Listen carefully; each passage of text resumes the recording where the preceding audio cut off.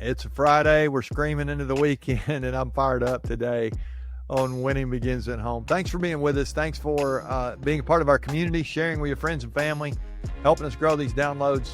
Been so much fun to hang out with you here this week. We've been identifying some of the barriers to high performance. We're in the second half of the year now, well into July, and just trying to identify what are some of those things that could literally hold us back as we go into the second half of the year.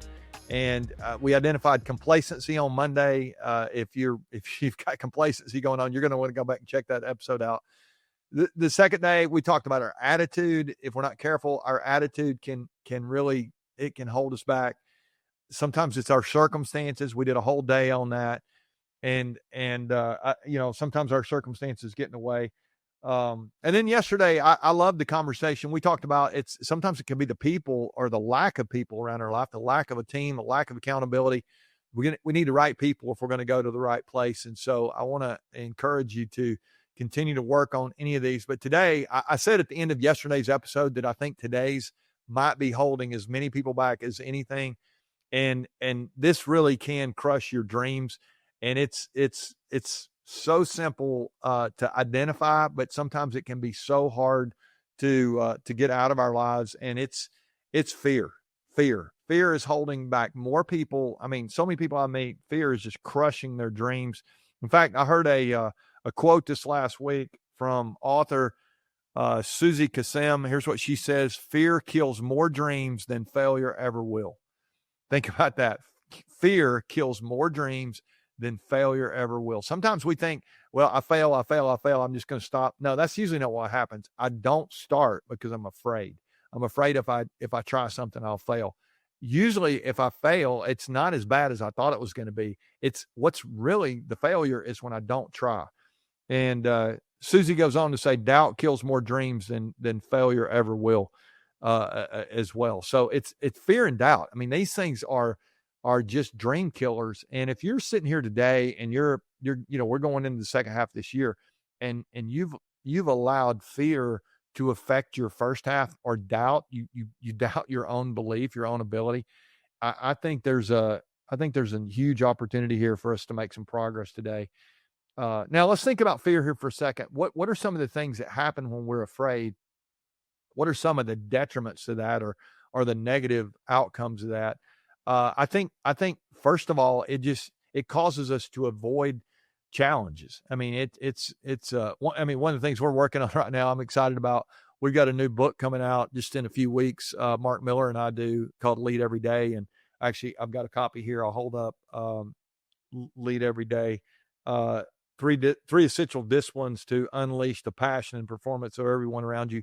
This is a work kind of book, our operating system basically for building leaders, teams, and organizations. But I think one of the things that happens when we were working on this book, we're always talking to people about having a growth mindset, about being willing to grow, being willing to accept a challenge. And one of the things we're doing around the book, the reason I mentioned it, we're about to launch this 75-day leader challenge.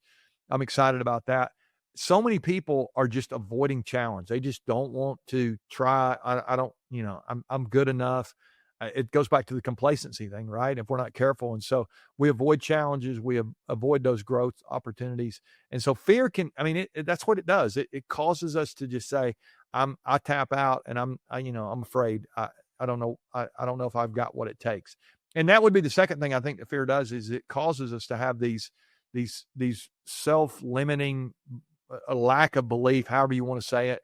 We don't think we have what it takes. And may I remind you today that there is greatness in you. You do have what it takes, that you were created for a reason.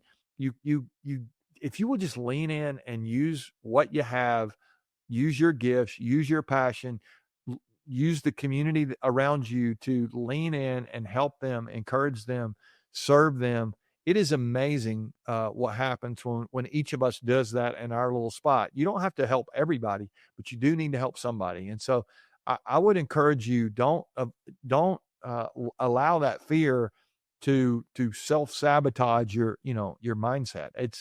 it's just not what we want to do. We if we're not careful, we will do that. And then here's the other thing that fear does. It causes us to withdraw and isolate ourselves. You remember yesterday we talked about the power of a team. Well, fear does just the opposite of team. It avoids community. It does not move into space where community lives. It pulls back and lives in isolation. And here's what I've noticed, and I'm old. I've been around for a while. No one I know who's living in isolation is doing their very best. It is not happening. In fact, the Bible, I sometimes I'll share you something I find in the Bible. Well, the Bible very early says it is not good for us to be alone. It was, God created us to live in community and in family. And so that's why we talk about winning, beginning at home. It really is the people that you have, that you live with, that you're around your life. It is so important for us to get that right in those relationships. We do not need to live in isolation. I've said here before, people say all the time, it's lonely at the top. It's only lonely at the top if you choose to go to the top by yourself. That is not the goal. The goal is not to get to the top. The goal is to get to the top together. So I want to encourage you today to think about what fear is doing to you, and maybe it's causing you to live in isolation. And then I think I just leave it with us this week is fear always causes us to play it safe. And I think there has to be some risk if we're going to find the reward that we want. I heard somebody talking a couple of weeks ago. They were talking about fitness, and this coach, actually I was listening to this coach, and here's what he said. He said, so many people want to be strong. Nobody wants to be sore. And that was a good reminder that we want the reward. We just don't want to take the risk because we're afraid of what might happen. We need to take wise risk. I'm not saying we need to be, reckless, but if you're just playing it safe every day, I'm afraid something might happen. What could go wrong? It's all, Winnie the Pooh, Eeyore kind of mindset. That is not it. We're not doing that. We're going to believe that we have what it takes. We're going to have the right mindset. We're not going to be complacent. We really aren't going to let our circumstances control us. They're going to affect us, but they don't have to control us. We're going to surround ourselves with the right people, and we are going to refuse to give in to fear. If we'll do those 5 things we've talked about this week, I really believe our second half of this year can be so much better than maybe even the first half was. The first half, we had resolutions. We were all fired up. We lost our willpower. But no, we're going to shift now to a place where we have a mindset that's right. We've got the people around us that's right, and we're going to live not with fear, but with courage. I think if we will do that, we've really got a chance to set ourselves up here for an incredible second half. So I'll leave the week here. I was at church this last weekend, and there's this guy who was preaching, and he made this statement I thought was so good. He said, courage doesn't come from looking inward. Courage comes from looking upward. And I mentioned faith a couple of weeks ago, and I would just say today that if you will remind yourself that you were created for a reason, you don't even have to find the courage inside of you. Some, muster this, like, I'm going to get fired up and I'm going to go to.